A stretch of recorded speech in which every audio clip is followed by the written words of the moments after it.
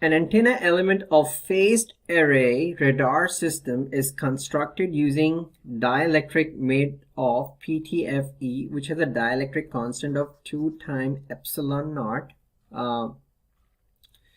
The operating frequency is 3.7 gigahertz and the input power is 0.5 milliwatt. Assuming plane wave propagation, the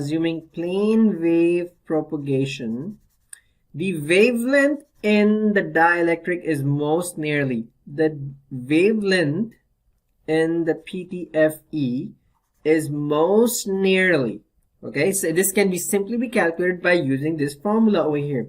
The wavelength, in the material can be found by plugging in the numbers in this equation, and the wavelength in material is just simply the wavelength in free space divided by under root of the dielectric constant.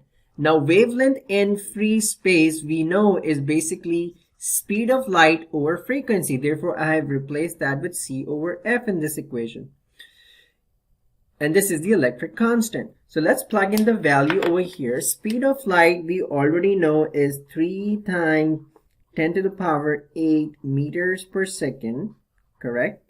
The frequency over here is given 3.7 times 10 to the power 9 hertz, correct?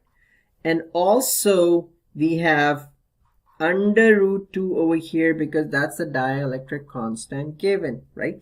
Now if I do the math over here, this hertz and this second will cancel out and I have meter over here. So if we do the math here, it comes down to 0.0573 meters, can also be written as 57.3 millimeters.